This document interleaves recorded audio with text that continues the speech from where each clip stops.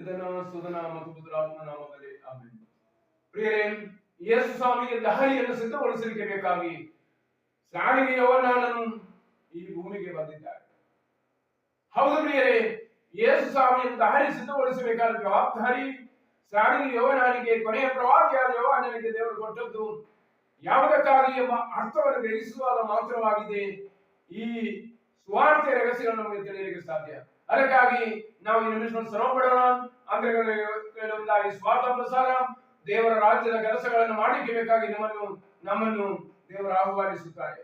ಅದಕ್ಕೆ ನೀವು ಸಿದ್ಧರಾದರೆ ಈ ಸಮಯವನ್ನ ಈ ಅಂತರ್ಗತ ಪತ್ರಿಕೆಯಿಂದ, ಅದೇ ರೀತಿ ಮಾಧ್ಯಮಗಳಿಂದ ಬರುವಂತ ಈ ಸ್ವಾರ್ಥವನ್ನು ಸಕಲ ಮಾನವರಿಗೆ ಹೃದಯ ರಹಸ್ಯಗಳನ್ನು ಬಯಲು ಮಾಡಲಿಕ್ಕೆ ಬೇಕಾದ ದಾರಿ ಸಿದ್ಧಗೊಳಿಸಿ ಆಗಿದೆ.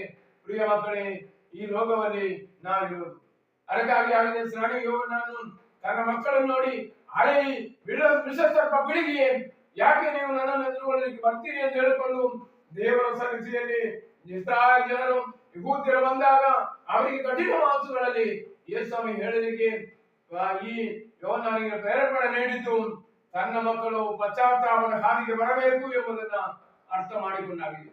ಅದನ್ನ ಪ್ರಿಯ ಮಕ್ಕಳೇ, ಮನುಷ್ಯರಾದ ನಾವೆಲ್ಲರೂ ಪಶ್ಚಾತ್ತಾಪ ಪಡಬೇಕು.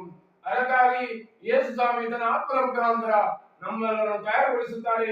ಪವಿತ್ರಾತ್ಮನು ಬರುವಾಗ ಆಗಿದೆ ಪಶ್ಚಾತ್ತಾಪದ ಹಾದಿಗಳನ್ನು ನಮಗೆ ತಿಳಿಯಪಡಿಸುವುದು. ಮೊದಲೇ ಯೋಹಾನನು ಕಠಿಣ ಮಾತುಗಳಲ್ಲಿ ಹೇಳಿದರೆ ಪವಿತ್ರಾತ್ಮ ಬಂದ ನಂತರ ನಾವು ಎಲ್ಲರೂ ಸುಲಭವಾಗಿ ವಚನವನ್ನು ಕೇಳುತ್ತಾ ಇದ್ದೀವಿ. ನಮಗೆಲ್ಲರಿಗೂ ಸ್ವರ್ಗ ಪ್ರಾಪ್ತಿ ಉಂಟಾಗಲಿಕ್ಕೆ ಪ್ರಾರ್ಥಿಸುವ ಪಿತನ ಸುತನ ನಾಮದಲ್ಲಿ.